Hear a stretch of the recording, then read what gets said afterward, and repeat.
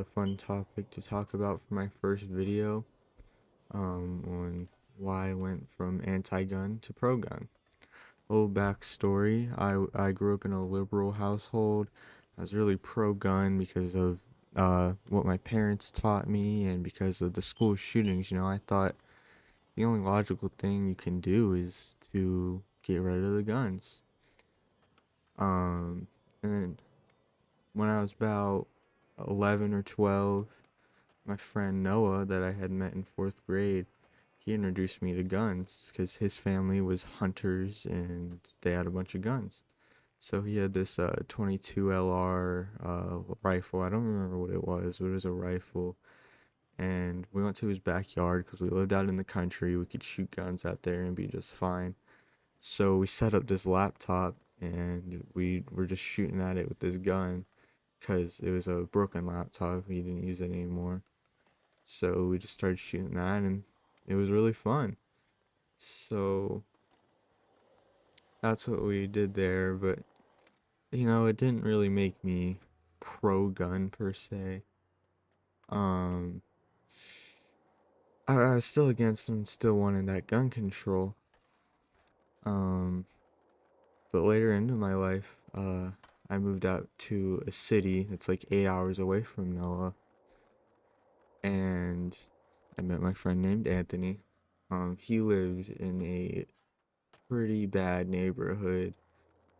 Um, so one day it was pretty late at night. I started biking over to his house, and while I was on the way, I was going away. I didn't really know very well. I was using my GPS.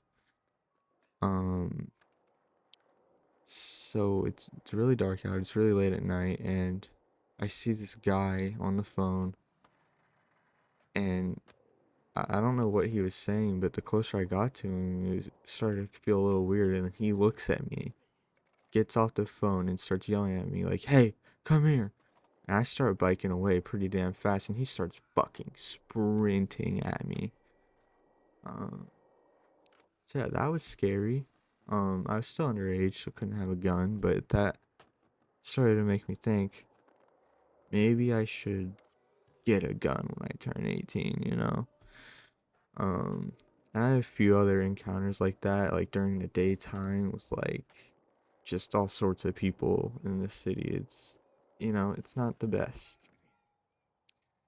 Um, I started to watch gun YouTubers on YouTube about that just so I can learn more about guns. Um, then as soon as I turned 18, I got me a Walther P22. In my state, you can buy private. You could buy handguns when you're 18 as long as it's through a private seller. Um, and then I quit my warehouse job and got a job as a sales canvasser for a roofing company. And I didn't want to get in trouble at work, so I never carried my gun there. That was until um I got dropped off in a bad neighborhood and it just did not feel right. I mean, there was like a dog literally hit down this door and started running at me, but the owner got him. Um, and in that company, we had company cars and they drop you off at places. So I didn't really have a way to leave. So I was really paranoid with that. And I still didn't decide to start carrying my gun yet. Um, but I was going through a neighborhood and I'm starting to get followed by this car, and then these guys start screaming out the window at me, and I'm not entertaining it. But, and they never ended up doing anything other than that. But it definitely made me scared, you know? So from that day on, I started concealed carrying my gun because my employer doesn't see it. It doesn't matter if it's allowed or not. You know what I mean? And I prioritize my life over um getting fired. And so from that point on, I'm like fully pro gun, And I start hearing the argument a lot about school shootings, and I'm thinking of ways that you could prevent that without banning or restricting guns. And my number one thought is armed security at schools. Um, because shooters tend to target gun-free areas, like 95% of shootings, or 95% of mass shootings are in gun-free zones.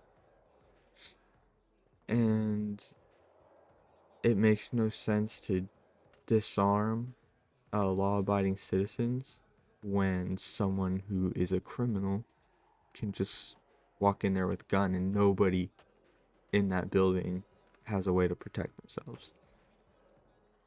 Um, and then you hear the argument too of, well, if you just ban all guns, then the criminal won't have their gun. Well, that's the thing. It's a criminal, and they're going to find ways to get guns. And then law-abiding citizens, uh, who don't have guns because they're following that law, they won't have a way to protect themselves, and I feel like the crime would just go way up.